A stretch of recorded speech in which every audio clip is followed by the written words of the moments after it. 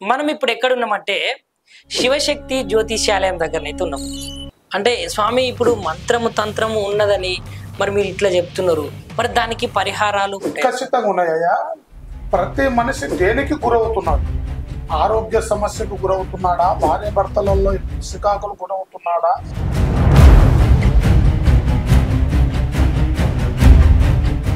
ఒకవేళ ఒక మనిషికి నిజంగా ఎవరన్నా మంత్రం చేసిర్రు, ఏది చేసినా కలిసి రాదు. కుటుంబంలో చికాకులు, ఏది చేసినా ప్రశాంతత అనేది ఉండదు, ఎదుగుదల ఆగిపోతుంది. అసలు యంత్రం అంటే ఏంటిది? యంత్రము ఏ విధంగా ఉపయోగపడుతుంది? ఆ యంత్రము వల్ల మనుషులకు కలిగేటువంటి ఈ యంత్ర దిగ్బంధన అనేది ప్రతి మనిషి ప్రతి స్థానానికి ఇల్లు కట్టినా గుడి కట్టినా ఈ యంత్రం అనేది ఖచ్చితంగా ఇప్పుడు వాడుతూ ఉన్నాం.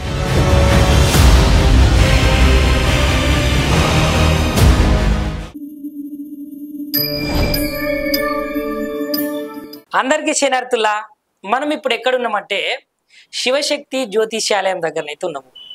ఇక్కడ ఉన్నటువంటి గురువు గారు చాలా ఫేమస్ అని చెప్పొచ్చు. ఎవరంటే కొయ్యదొర శివరామరాజు గారు, కాళీమాత ఉపాసకులు, గట్లనే శివుని యొక్క ఉపాసకులు. ఇప్పుడున్నటువంటి జనరేషన్ల అందరికీ మనశ్శాంతికి దూరం అవుతున్న జనాలు అయితే చాలా మంది ఉన్నారు కదా. అదేవిధంగా భార్యాభర్తలకు సంబంధించినటువంటి సమస్యలు, కోర్టు వ్యవహారాలు, ముఖం చూసి జాతకం చెప్పడము, హస్త సాముద్రికము, గిట్లాంటి గురువు గారు అయితే ఆయన తక్షణ పరిష్కారాలు అయితే చెప్తారట. మరి ఇట్లాంటి గురువు గారి దగ్గరికి అయితే మనం వచ్చినాం కాబట్టి ఇప్పుడున్నటువంటి జనాలకు గురువు గారు అయితే చాలా రకాలుగా సానుకూలంగా వాళ్ళ సమస్యలకైతే నివారణ అయితే చెప్తున్నారు. మరొకసారి స్వామిని అయితే మీకు పరిచయం చేస్తున్నా కదా. నమస్తే స్వామి. ఓం నమ శివాయ. ఆయుష్మాన్ భవ. స్వామి ఎట్లున్నారు స్వామి మీరు? అమ్మవారి దయవల్ల, పరమేశ్వరుని దయవల్ల, జనాలందరినీ సహకరించే వాళ్ళ దయవల్ల అన్ని విధాలుగా సంతోషంగా చూస్తూ వాళ్ళకు ఆశీర్వాదం చేస్తూ ఎలాంటి ఇబ్బందులు లేకోకుండా వాళ్ళు అన్ని విధాలుగా విజయం చేస్తూ మేము ప్రశాంతంగా దేవుడి దయవల్ల అంత బాగానే ఉన్నామయ్యా. స్వామి మేము మీ దగ్గరకు వచ్చినామంటే మీ గురించి చాలా రకాలుగా తెలుసుకొని అయితే వచ్చినాం స్వామి. ఇటు తెలంగాణలో కానీ అటు ఆంధ్రాలో కానీ మీరు ఏదైతే మీ దగ్గరకు వచ్చే భక్తులు చాలా విశ్వాసంతో, చాలా నమ్మకంతో, అంటే స్వామి దగ్గరికి మనం పోతే ప్రశాంతంగా ఉంటుంది. మాకున్నటువంటి సమస్యలు అయితే స్వామి ఇప్పటి వరకు అయితే కడతీర్చిండు. మీరైతే కాళీమాత ఉపాసకులు, గట్లనే శివుని యొక్క ఉపాసకులు. అంటే మీ దగ్గరికి వచ్చినటువంటి భక్తులకు అయితే మీరు పరిష్కారాలు అయితే చూపిస్తారట. అంటే ఎటువంటి సమస్యలకు మీరు పరిష్కారం చూపిస్తారు? ఎటువంటి భక్తులు మీ దగ్గరకు వస్తారు స్వామి? జై కాళీమాతాయ నమో నమః. ఓం నమ శివాయ నమో నమః. అయ్యా, మన దగ్గరికి భార్య భర్తల వల్ల చికాకులు జరిగే వాళ్ళు కొంతమంది, ఆరోగ్యపరమైన ఇబ్బందులతో వచ్చే వాళ్ళు కొంతమంది, వాళ్ళు పడే కొన్ని ఇబ్బందులతో ఏ రకమైన సమస్యకు గురవుతున్నారా అనేది అన్ని పరిశీలించి వాళ్ళకి అన్ని విధాలుగా సరిచేయటమే మా బాధ్యత. అయ్యా స్వామి, ఇప్పుడున్నటువంటి ఈ జనరేషన్లో, అంటే ఈ ఆధునిక యుగంలో ఇవన్నీ ఉంటాయా స్వామి? ఇప్పుడు ఈ మంత్రం కానీ, తంత్రం కానీ, యంత్రం కానీ, దాని తర్వాత కొన్ని పూజలు పునస్కారాలని, క్షుద్ర పూజలని, లేకపోతే ఇంకా ఇట్లాంటివి ఏమన్నా ఇప్పుడున్నటువంటి సమాజం ఉంటాయంటారా? ఖచ్చితంగా ఉన్నాయి. ఎట్లా ఉన్నాయనంటే మన తాతల ఓతాతలు ముత్తాతల తరాల కాడి నుంచి తుతాయుగం ద్వాపర యుగం కలియుగం అనేది 4 ధర్మపాదాల మీద నడుస్తున్న యుగంలో తాతల తండ్రులు యుగంలోనే అంతకు ముందులో గతంలోనే తాళపత్రములతోనే పుట్టింది మంత్రం. యంత్రము పుట్టింది, తాంత్రికము పుట్టింది, మంత్రశక్తి, సిద్ధి ప్రయోగము, ఇలాంటి కొన్ని శుద్ర ప్రయోగాలతో నేర్చుకున్న కొన్ని విద్యలు, ప్రతి ఒక్క మంత్రం అనేది అవపోషణ పడుతూ నడుస్తూనే ఉంది. ఇప్పటికీ దాన్ని ఖచ్చితమైన మార్గంలో నడిపించే స్థానమైన మనసులో నడిపిస్తూనే ఉన్నాం. ఇలాగా మంత్రం అనేది ఖచ్చితమైన దారిలో ఉన్నమాట వాస్తవం. అంటే స్వామి ఇప్పుడు మంత్రము తంత్రము ఉన్నదని మరి మీరు ఇట్లా చెప్తున్నారు, మరి దానికి పరిహారాలు పరిష్కారాలు ఏమైనా అంజనం వేసి చూడడం కానీ ఇట్లాంటివి ఏమైనా ఉంటాయి? ఖచ్చితంగా ఉన్నాయ్యా. ప్రతి మనిషి దేనికి గురవుతున్నాడు? ఆరోగ్య సమస్యకు గురవుతున్నాడా? భార్య భర్తలలో చికాకులు గురవుతున్నాడా? కుటుంబంలో మనిషి నిలవలేకపోతున్నాడా? చేసే పనిని బట్టి అభివృద్ధి చేయలేకపోతున్నాడా? ఏదైనా నూతన పనులు మొదలు పెట్టగానే దాంట్లో ఇబ్బంది జరుగుతుందా?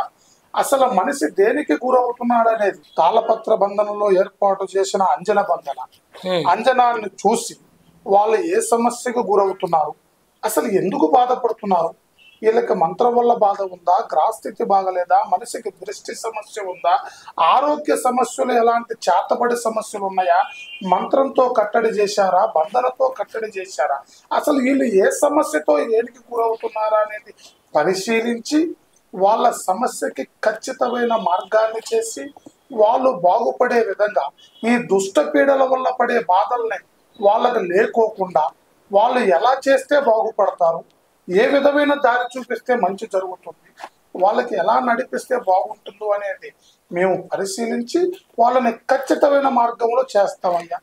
స్వామి, ఇప్పుడు మీరు ఇట్లా చెప్తున్నారు కదా, సరే మంత్రము, తంత్రము, యంత్రం అని, ఒకవేళ ఒక మనిషికి నిజంగా ఎవరన్నా మంత్రం చేసిర్రు అని, ఇప్పుడు సాధారణ మానవులకైతే నాకు మంత్రాలు చేసిర్రు అట్లా ఇట్లా అని నాకు తెలియదు. మరి మీరు ఏ విధంగా వాళ్ళను గుర్తుపట్టి దానికి ఏ విధంగా పరిహారం అనేది చూపిస్తారు స్వామి? మంత్రం చేసిన మనిషి అతను ఆ మంత్రానికి గురయ్యాడు అనేది తెలియటానికి మనం అంజన వేస్తాం. ఆ మనిషి పడే బాధలు మనిషికి మనశ్శాంతి ఉండదు, ఏది చేసినా కలిసి రాదు, కుటుంబంలో చికాకు, ఏది చేసినా ప్రశాంతత అనేది ఉండదు, ఎదుగుదల ఆగిపోతుంది, బంగారం పట్టుకున్నా భస్మం అయిపోతుంది. అలాంటి స్థితులలో అతను ఎంత కష్టపడాలన్నా ఎదగలేదు, మానసికమైన ఒత్తిడికి గురయ్యి కుటుంబంలో చికాకుల ఇబ్బందులు జరుగుతూ అతను చాలా నలిగిపోతూ ఉంటాడు. ఆ మనిషిలో జీవకళ తగ్గిపోతుంది. ఆ కళకి మనిషిలో ఉండవలసిన బలం ఎప్పుడైతే తగ్గిపోతుందో ఆ మనిషిగా జీవ చచ్చిపోతాడు. కొన్ని టయాలలో అసలు ఏం చేస్తున్నాడో అతనికే అర్థం కాని పరిస్థితులు జరుగుతూ ఉంటాయి. ఇలాగ తెలిసినప్పుడే అతను మంత్రానికి గురయ్యాడని మనం అర్థం చేసుకోవాలి. మరి దీనికి పరిహారం ఇప్పుడు మీ దాంట్లో ఏం చూపిస్తారు స్వామి? అలాంటి మంత్రానికి అష్టదిర్బంధన చేసి శూలబంధనతోని ఆ మనిషిని అన్ని రకాలుగా అవపోషణ బట్టి అతను దానికి గురయ్యేదాన్ని బట్టి మనం పరిశీలించి అష్టదిర్బంధన చేసి శూలబంధన చేసి అతనిలో ఉండవలసిన కొన్ని మంత్ర ప్రభావాలతోనే అతనిలో ఉండవలసిన సమస్యను మొత్తం సమూలంగా 9 రోజులలో సమూలంగా తీసేసి అతన్ని ప్రశాంతంగా అయ్యేటట్టుగా మేము చేస్తామయ్యా. వాళ్ళు మమ్మల్ని సంప్రదించి మా వద్దకు వస్తే వాళ్ళకి ఖచ్చితమైన మార్గం చేసి ఈ 9 రోజులలో అతన్ని ప్రశాంతంగా చేసి ఎలాంటి ఇబ్బంది కార్యక్రమైన సమస్యలు లేకోకుండా మళ్ళీ అతను ఏది చేసినా కలిసి వచ్చేటట్టుగా మనశ్శాంతి కలిగేటట్టుగా కుటుంబంలో చికాకులు లేకోకుండా ఇంటిపరమైన ఇబ్బందులు పడకోకుండా వాళ్ళని ఖచ్చితమైన మార్గంలో చేస్తామయ్యా. స్వామి, ఇంకొకటి ఏంటిదంటే యంత్రము. ఇప్పుడు యంత్రం గురించి మాట్లాడితే అసలు యంత్రం అంటే ఏంటిది, యంత్రము ఏ విధంగా ఉపయోగపడుతుంది, ఆ యంత్రము వల్ల మనుషులకు కలిగేటువంటి లాభాలు ఏముంటాయి స్వామి? ఈ యంత్ర దిగ్బంధన అనేది ప్రతి మనిషి ప్రతి స్థానానికి ఇల్లు కట్టినా గుడి కట్టినా ఈ యంత్రం అనేది ఖచ్చితంగా ఇప్పుడు వాడుతూ ఉన్నారు. అది యంత్రం ఇప్పుడు పుట్టింది కాదు, పురాతనమైన స్థానమైనదే యంత్రం. ప్రతి మనిషి బాధలో ఉండవలసిన మనిషికి ఇప్పుడు చిన్న పిల్లగాళ్ళకి ఇబ్బందులు జరిగిన కళలు నీడలు ఇబ్బందులు సమస్యలున్నా రాగిరేకు మీద మంత్రం రాసి ఆ యంత్ర ముద్రిక చేసి తాయెత్తులు పెట్టి వాళ్ళకి కడితే ఎంతలో సమస్య అయినా యంత్రంతో కూడా కట్టుబడిపోతుంది. అంటే ఆ యంత్రంకు ఉన్నటువంటి బలం ఏంటి స్వామి? మరి ఈ యంత్రం అనేది పంచభూతాలకు బంధన, పంచభూతాల బంధనే యంత్రం. ఆ యంత్రంలో ఉండవలసింది చాలా దివ్య శక్తి. అది యంత్రాన్ని మంత్రంతో మూడేస్తారు. యంత్రానికి బలం రావాలంటే మంత్రం, ఆ మంత్రాన్ని బంధన చేసి ఆ మంత్రాన్ని రెండింటిని బంధన చేసి ఆ మనిషికి నిలకడ చేస్తే ఎంతలో సమస్య అయినా పటాపంచలైపోతుంది. ఆ సమస్య అంతటితోనే బంధనైపోతుంది. అదే యంత్రం. స్వామి, ఇప్పుడు ఇంకొకటి తంత్రం గురించి చూసుకుంటే అసలు తంత్రం అంటే ఏంటిది? ఈ తంత్రం గాని తాంత్రికం గాని ఇవి నిజంగా ఉన్నాయా? వీటి వల్ల పరిహారాలు? తంత్రం మాంత్రికం రెండు ఒకటే. ఈ శుద్రం అనేది వేరు. ఈ తంత్రం మంత్రం అనేది ఈ రెండు విధాలుగా నడిసే కొన్ని విధాలైన సమస్యలతో కొంతమంది చాలా ఇబ్బందులు పడుతూ ఉంటారు. ఆరోగ్య సమస్యతో ఎన్ని మందులు మింగినా ఒంటికి పడపోకుండా మనశ్శాంతి కరువైపోయి ఏం చేయాలో తెలియని స్థితిలోకి పోయి ఆ శుద్ర మంత్రముతోనే కొన్ని బంధనలు చేసే వాళ్ళు చాలా మంది తయారయ్యారు. వాటికి గురయ్యే చాలా మంది అవస్థలు పడే వాళ్ళు కూడా చాలా మంది ఉన్నారు. అసలు ఏ విధంగా ఏం జరుగుతుందా అనేది వాళ్ళకే తెలియని బాధలలో ఉంటారు. అలాంటి వాళ్ళ కోసమే మేము అంచనా వేసి వాళ్ళు ఆ మంత్రానికి గురయ్యారా లేదా, వాళ్ళు చెడు ఇబ్బందులో ఉన్నారా లేదా మేము పరిశీలించి వాళ్ళకి చక్కటి పరిష్కారం చేసి వాళ్ళకి ఏ ఇబ్బంది లేకోకుండా అన్ని విధాలుగా అనుకూలంగా చేయగలుగుతాం. స్వామి, ఇప్పుడు అట్లాంటి ఇబ్బందులకు గురైన వాళ్ళు ఇప్పుడు మీ దగ్గరకు వచ్చి మరి మంచిగా చేసుకోవడము జరుగుతుంది స్వామి? చాలా మంది ఇప్పటికి దాదాపుగా 30 సంవత్సరాల కాడి నుంచి ఎంతో మందికి చేశాం. ఆరోగ్యం బాగలేక కొంతమంది బాధపడే వాళ్ళు మా దగ్గరికి వచ్చే స్వామి మీరు చేసిన దాని వల్ల మేము బాగుపడ్డాము, మంచి జరిగిందని. కొంతమంది పెళ్లిళ్ళ గురించి కూడా వాళ్ళకి పెళ్లిళ్ళు కాకపోయినా వాళ్ళ దోషాలు విముక్తి చేసి వాళ్ళలో ఉండవలసిన సమస్యలను కట్టడి చేసి వాళ్ళకి కళ్యాణాలు అయ్యేటట్టు, సంతాన సమస్యతో బాధపడే వాళ్ళు సంతానం కలిగిన కానీ కుటుంబపరమైన ఇబ్బందులతో అవస్థపడే చాలా మంది కూడా స్వామి మీ దగ్గరికి వచ్చాము, చాలా బాగున్నాము, మాకు మంచి జరిగింది అని చెప్పి ఎంతో మంది మా దగ్గరికి వచ్చి ఆశీర్వాదం తీసుకొని వారి సమస్యలను చెప్పి వారి కుటుంబ బాధలను తీర్చుకొని ఆనందంగా వెళ్తూ ఉన్నారయ్యా. స్వామి, ఇంకొక విషయం మనం మాట్లాడితే స్వామి, ఇప్పుడు కొత్తగా పెళ్ళయి 2 కుటుంబాల మధ్య వాళ్ళ సమ్మతితోటి పెళ్ళైన వాళ్ళు కొత్తగా ఇంట్లోకి వెళ్ళిన తర్వాత భార్యకు భర్తకు అదేవిధంగా ఆ ఇంటి వాతావరణానికి అసలుకే పడకుండా భార్యాభర్తల మధ్య కొన్ని గొడవలు అనేటివి వస్తున్నాయి కదా, మరి ఈ గొడవలకు కారణం ఏమై ఉంటుంది స్వామి?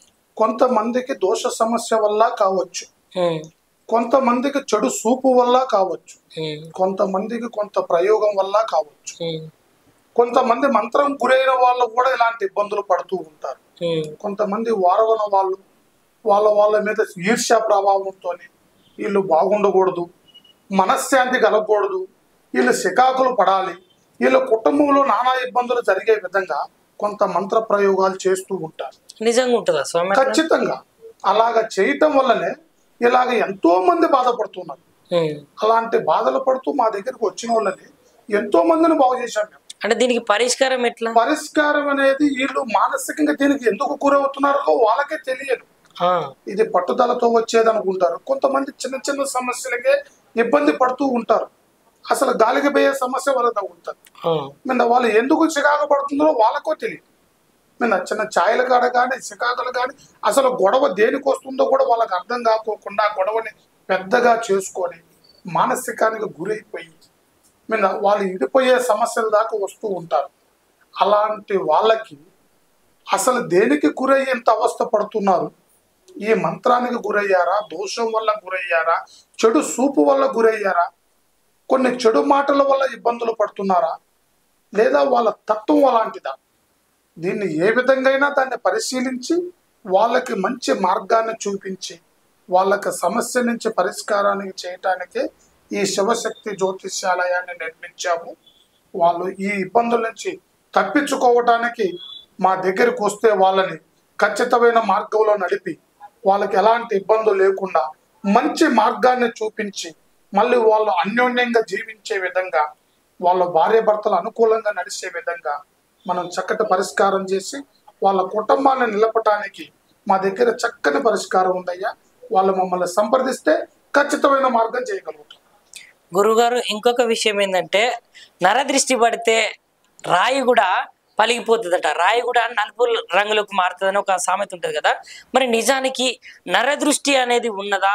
ఒకవేళ నరదృష్టి పడితే ఆ నరదృష్టికి సంబంధించినటువంటి పరిష్కారము ఏ విధంగా చేస్తారు స్వామి? మరి నరదృష్టి అనేది ఖచ్చితంగా ఉందయ్యా.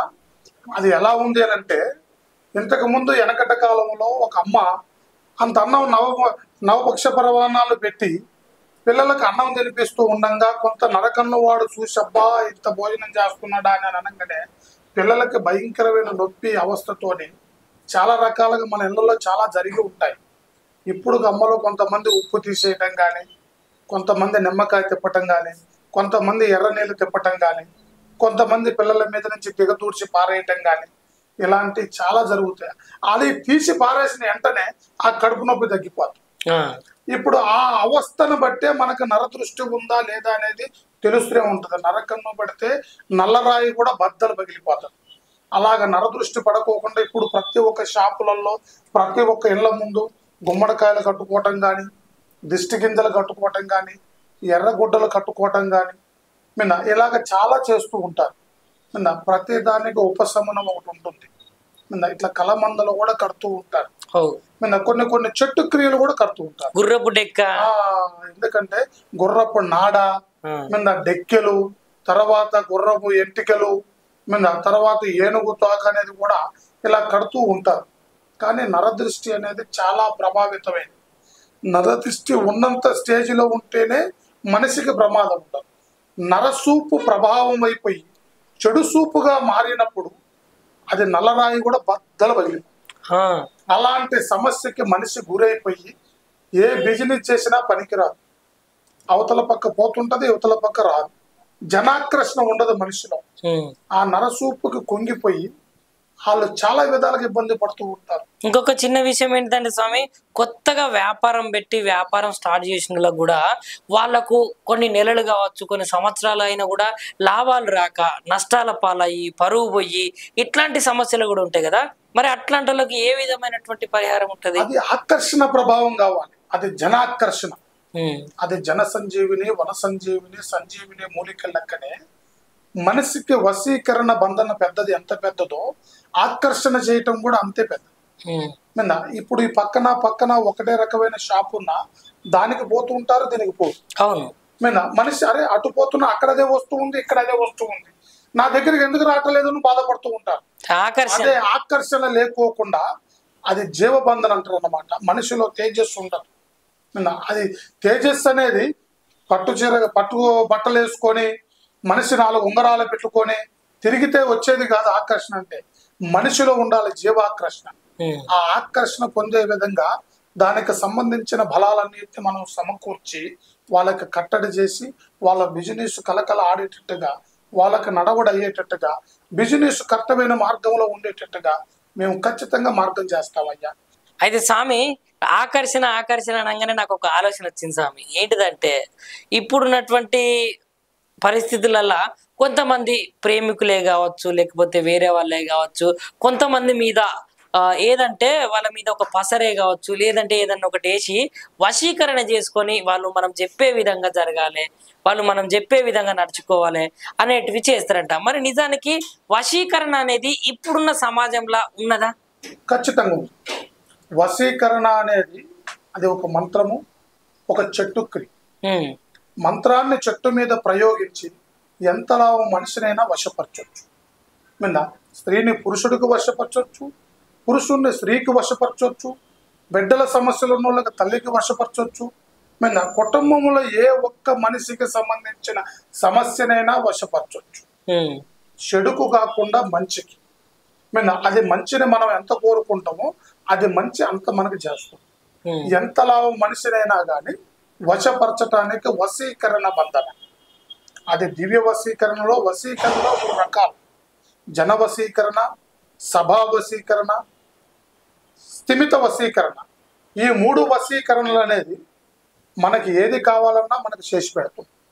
ఎదుట ఒక మనిషిని ప్రేమతో బాధపడే వాళ్ళు కొంతమంది ఉంటారు, మనం వశపరచవచ్చు. ఆరోగ్యపరమైన ఇబ్బందులలో కొన్ని ఇబ్బందులు ఉన్నా దాన్ని వశపరచవచ్చు. నాకు ఫలాని వ్యక్తి కావాలన్నా వశపరచవచ్చు. అదే వశీకరణ బంధన అంటారు. మన దగ్గరకు వచ్చి ఎవరైతే మనల్ని ఇది కావాలి అని అంటారో వాళ్ళని అన్ని విధాలుగా మనం పరిశీలించి వాళ్ళు మంచిగా ఉపయోగించుకోగలుగుతారా, చెడుగు ఉపయోగించగలుగుతారా, మనం చేయొచ్చా చేయకూడదా అనేది కూడా పరిశీలించి వాళ్ళు అన్ని విధాలుగా వాళ్ళ మనసుకు సంబంధించింది కరెక్టా కాదా అని చూసిన తర్వాతనే మేము దాన్ని ఖచ్చితంగా ఉపయోగిస్తామయ్యా. ఇంకొకటి స్వామి, గాలి ధూళి అని అంటారు కదా. గాలి ధూళి అంటే ఇప్పుడు మనం ఎక్కడో దూర ప్రాంతాల నుంచి మన స్వస్థలానికి వచ్చినప్పుడు కానీ 3 బదట్లల్లో నిమ్మకాయలు కానీ కొబ్బరికాయలు కానీ అంటే రకరకాలుగా పూజలు చేసి వాటి మీదకి వెళ్ళి దబ్బున మన బండే కానీ మన వాహనమే కానీ మనమే కానీ దాటినప్పుడు అయ్యో అట్లా ఇంటికి రావద్దు, గాలి ధూళి తాకుతుంది అని అంటారు కదా. మరి నిజానికి గాలి ధూళి ఇట్లాంటివి ఏమైనా ఉంటాయా? అయ్యా, మనకి దుష్ట శక్తి ఉన్నది ఎంత నిజమో దైవశక్తి ఉన్నది అంతే నిజం. ఆ దైవశక్తి ఎంత బలమైనదో దుష్ట శక్తి కూడా కొన్ని విధాలుగా అలాగనే ఉపయోగపడుతూ ఉంటుంది. మనకు ఇప్పుడు నువ్వు చెప్పిన క్వశ్చన్లోనే ఆన్సర్. వాళ్ళకి చెడు ఉంది, ఇబ్బంది ఉంది, మనశ్శాంతి లేక, వాళ్ళకి ఆరోగ్య బాగలేక, ఇంట్లో కుటుంబ స్థితి బాగలేకనే వాళ్ళు తిప్పి రోడ్ల మీద పారేసుకుంటారు. అలాంటి దాన్ని మనం దాటడం వల్ల ఆ మనిషి కాళ్ళు చేతులు కడుక్కొని ఇంట్లోకి పోతే పరిపూర్ణమే. అలాగే పోవటం వల్ల వాళ్ళకి సమస్య జరిగి ఇబ్బంది పడుతూ ఆరోగ్య నష్టాలు జరుగుతూ నిమ్మపండు ఎండిపోయినట్టే ఎండిపోతుంటాడు మనిషి. ఆ మనిషిలో కలకాంతులు ఉండవు, ఆరోగ్య నష్టం జరుగుతుంటుంది. అలాంటి నష్టానికి గురైన వాళ్ళకి మనల్ని సంప్రదిస్తే అన్ని విధాలుగా సమకూర్చి మంచి మార్గంలో నడిపేయగలుగుతాం. స్వామి, ఇంకొకటి మీరు జ్యోతిష్యం కూడా చెప్తారని విన్నాం స్వామి. మరి జ్యోతిష్యము అనేది నిజమేనా? ఎందుకంటే ఇప్పుడున్న సిచ్యువేషన్లో స్వామి కొంతమంది బాబాలే కావచ్చు, జ్యోతిష్కులే కావచ్చు, లేదంటే మీలాగా ఉన్నటువంటి వ్యక్తులే కావచ్చు, ఇంకా కొందరే కావచ్చు, ఎట్లా చేస్తున్నారంటే జ్యోతిష్యం పేరు మీద మంచి చేస్తామని చెప్పేసి పైసలు దండుకొని వాళ్ళకు పరిష్కారాలు, వాళ్ళ సమస్యలకైతే పరిష్కారాలు, నివారణలు చేయకుండా జనాలను అయితే పీల్చి పిప్పి చేస్తుంది స్వామి. మరి ఇట్లాంటిది నిజానికి జ్యోతిష్యం అనేది వాస్తవమా? వాస్తవం. జ్యోతిష్య శాస్త్రం అనేది ఖచ్చితమైన మాట, నిజమైన మాట. హస్త సాముద్రికం మీద జ్యోతిష్య శాస్త్రం, తాళపత్ర గ్రంథం మీద పంచాంగ స్థానం మీద ఇట్లా ముఖము చూసి చెప్పేది ప్రతి ఒక్క జ్యోతిష్య శాస్త్రం ఉన్న మాట వాస్తవం. దాన్ని పరిశీలించి మనిషి అనేది కరెక్ట్ దిశలో నడిపించి చెట్టు పేరు చెప్పుకొని కాయలు అమ్ముకునే వాళ్ళు 100 మంది ఉన్నారు. దాన్ని కరెక్ట్ అయిన దాన్ని గ్రహించి వాళ్ళు చెప్పే మాటలను బట్టి, మన దగ్గరకు వచ్చి కూర్చునే దాన్ని బట్టి, మనం చెప్పే వాక్శుద్ధిని బట్టి జ్యోతిష్య శాస్త్రంలో ఉండవలసిన 12 రాశులు మీద పంచభూతాలు, 5 పంచభూతాలు, 9 నవగ్రహాలు, వీటికి సంబంధించిన ప్రతి జ్ఞానాన్ని మనిషి తెలుసుకొని ఆ జ్ఞాన స్థితి ప్రకారంగా నడిపించి వాళ్ళని సక్రమైన మార్గంలో నడిపిస్తేనే అది జ్యోతిష శాస్త్రానికి అందుబాటులో కరెక్ట్ అయిన మార్గం అనేది తెలుస్తూ ఉంది. చెట్టు పేరు చెప్పి కాయలు అమ్ముకునే వాళ్ళు చాలా మంది ఉన్నారు. వాళ్ళ గురించి మనం ఆలోచించాల్సిన అవసరం లేదు. ఎందుకంటే వాళ్ళు చేసే కర్మను ఎవరి కర్మ వాళ్ళు అనుభవించక తప్పదు.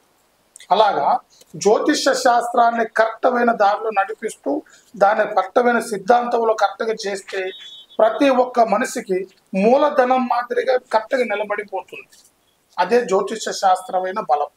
ఆ శాస్త్రాన్ని సక్రమైన మార్గంలో నడిపించే వాళ్ళు, ఖచ్చితమైన మార్గంలో నడిచే వాళ్ళు చాలా మంది, దాన్ని నమ్ముకొని బ్రతికే వాళ్ళు కూడా చాలా మంది ఉన్నారు. దాన్ని ఉపయోగిస్తూ కొంతమందికి అవపోషణ పట్టి అందరిని సక్రమైన మార్గంలో నడిపించే వాళ్ళు చాలా మంది ఉన్నారు. స్వామి, ఇప్పుడు మీరు ఇట్లనైతే జ్యోతిష శాస్త్రం గురించి ఇప్పుడు మీరు చెప్పిన అన్ని విషయాలు వింటుంటేనైతే సరే ఓకే అనుకుందాము. మరి మీరు ముఖం చూసి కానీ హస్త సాముద్రికం కానీ కరెక్ట్ చెప్తారు అనుకుంటారు కాబట్టి, సో ఇప్పుడు లైవ్లా మన జనాలు మన టీవీ ఛానల్ చూస్తున్నారు కాబట్టి, సో ఇప్పుడు జనాల కోసం ఒక్కసారి నా ముఖం చూసే కానీ నా చేయి చూసే కానీ జాతకం చెప్తారు. ఆ జాతకం పట్ల మీకు ఇంత పట్టు ఉన్నది, అవపోసన పట్టిండ్రు అని చెప్తున్నారు కదా, సో మరి నన్ను చూసి ఏమని చెప్తారు? వాస్తవానికి నీలో ఉండవలసిన బలము, నీ జాతకంలో ఉండవలసిన తేజస్సు, నీ మాటలో ఉండవలసిన చాతుర్యము, కానీ ఎంత కష్టపడ్డా ఎదుగుదల లేదు. వాస్తవానికి నీలో ఉండవలసిన జాతక స్థితి ఎలా ఉంది అని అంటే, నీ కుటుంబ స్థితిలో మగరాయుడు మాదిరి నడబడి చేసుకుంటూ నువ్వే రాజు నువ్వే మంత్రి మాదిరిగా చక్కెర తిప్పుకుంటూ వస్తున్నావు. కానీ ఎంత చేసినా గొర్రెకి బెత్తడి తోక మాదిరిగానే ఉంది. క్షణం తీరిక లేదు, దమ్మిడి ఆదాయం లేదు. చూసే వాళ్ళకి అబ్బో ఈయనకేం తక్కువ, మంచి స్థాయిలో ఉన్నాడు, మంచి పొజిషన్లో ఉన్నాడు, మంచి స్థితిలో నడబడి చేస్తున్నాడు, ఈయనకి బలము బాగుంది అని అనుకుంటారు. కానీ ఎంత చేసినా కానీ గొర్రెకి బెత్తడి తోక మాదిరిగా నడుస్తూ క్షణము తీరిక లేకుండా, దమ్మిడి ఆదాయం లేకుండా, జనాలకు ఉపయోగపడాలన్న ఒక ఉద్దేశం అనేది నీ మనసులో పెట్టుకో. కొంతమంది జనాల గురించి చర్చ చేస్తూ నీదంతా త్రిలోక సంచార జలమైపోయింది. చక్రం అనేది గిర్రని తిరుగుతుంది. కానీ మనసుకు నచ్చితే ఎంతలా వాడినైనా లెక్క చేస్తాం, మనసుకు నచ్చకపోయిందనుకో ఎంతలా వాడినైనా పక్కకు పెట్టేస్తాం. నీలో ఉండవలసిన బలం అలాంటిది, నీ నేత్రంలో ఉండవలసిన లేడి కన్ను పుట్టింది. కానీ నీకు మంచి భవిష్యత్తు, ముందు నడిచే దారిలో మంచి నడవడి, మంచి భవిష్యత్తు నీ జాతక చక్రంలోనే కనబడుతుంది. ఆ భగవంతుడి దయ వల్ల నలుగురు నీ వల్ల బాగుపడే యోగం అనేది కనబడుతుంది. మంచి సాకారం చేసి ఎదుటివాడు గురించి కూడా మంచి మన్నన పొందే యోచన కనబడుతుంది. మంచి రాజకీయ బలంలో కూడా నువ్వు నడుస్తూ ఉండవు, అది కూడా నీ చక్రం తిప్పేస్తుంది. మన నీ జాతక చక్రానికి తిరుగులేదు. ఎవరికైనా చెప్పి చేయకోకు, చెప్పకుండా చేస్తే ఎక్కడికి పోయినా నీకు విజయం వరిస్తుంది. కానీ దైవ స్మరణ ఎప్పుడు మరవకోకు, ఆ భగవంతుడిని ఎప్పుడు సన్నిధిలో పెట్టుకో. భగవంతుడు అనేవాడు నీకు ఖచ్చితంగా మార్గం చూపిస్తున్నాడు. నీ జాతక చక్రము నీ ముఖ తేజస్సును బట్టి దోషములో ఏమీ లేవు, నడవల్లోనే ఉన్నావు. కానీ దృష్టి నరసూపే ఎక్కువైపోయింది. ఆ నర ఇబ్బంది వల్లనే కొద్దిగా ఇబ్బంది పడుతూ ఉన్నావు. ఇక నీకు భవిష్యత్తులో ముందు జరిగే ఇప్పుడు వచ్చే సంవత్సరం ఈ ఆషాఢం పోతుంది, శ్రావణం వస్తుంది, కార్తీక మాసం కాడించి నీ దివ్య చక్రం మొదలవుతుంది. ఆ చక్రంలో ముందుకెళ్తూ నువ్వు అన్ని విధాలుగా బాగుపడతావు. ఇక ఎలాంటి ఇబ్బంది లేదు, నీ నడవడికి తిరుగులేదు.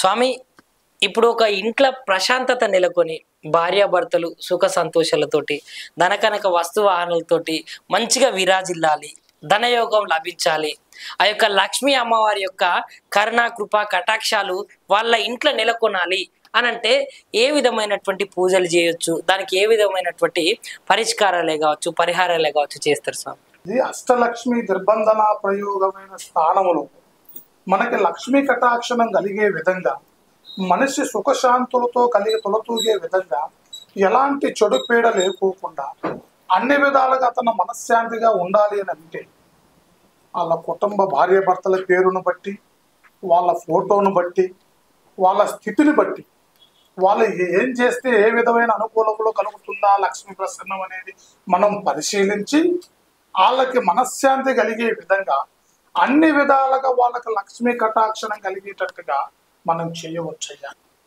స్వామి, ఇప్పుడు ఈ వీడియోనైతే మన జనాలు అందరూ చూస్తున్నారు కదా స్వామి, ఇప్పుడు సమస్యలతోటి సతమతమయ్యే జనాలకు మీరు ఏమని చెప్పదలుచుకున్నారు స్వామి?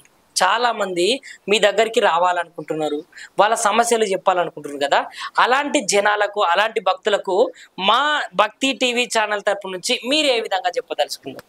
ఎవరైనా సమస్యలతో, ఏ విధమైన సమస్యలతో బాధపడుతూ ఉన్నా, మనశ్శాంతి లేకపోయినా, ఆరోగ్యం బాగలేకపోయినా, బిజినెస్ నడవకపోయినా, సంతానంలో సమస్యలు ఉన్నా, కళ్యాణపరమైన ఇబ్బందులు ఉన్నా, ఎలాంటి సమస్త ఇబ్బందులలో ఏ పరమైన సమస్య జరుగుతున్నా, దుష్ట శక్తులతో బాధపడుతున్నా, శుద్ర పూజలతో ఇబ్బంది పడుతున్నా, తాంత్రికంతో బాధపడుతున్నా కానీ మమ్మల్ని సంప్రదిస్తే ఎలాంటి ఇబ్బందులు లేకోకుండా, వాళ్ళకి సకాలంలో ఎలాంటి సమస్యలు రాకోకుండా, వాళ్ళకి జయప్రదంగా జరిగేటట్టుగా, మనశ్శాంతిగా ఉండేటట్టుగా, వాళ్ళకి ఏ విధమైన గండాలు ఇబ్బందులు రాకోకుండా, అకాలమైన సమస్యలు రాకోకుండా వాళ్ళని అన్ని విధాలుగా పరిశీలించి అంచనా వేసి వాళ్ళకి ఎలాంటి ఇబ్బందికి గురవుతున్నారా మేము చూసి వాళ్ళకి చక్కటైన పరిష్కారాన్ని చేసి ఇలా నడిస్తే బాగుంటుంది, ఇలా చేస్తే మంచి జరుగుతుంది అనేది వాళ్ళ సమస్యకి ఖచ్చితమైన మార్గం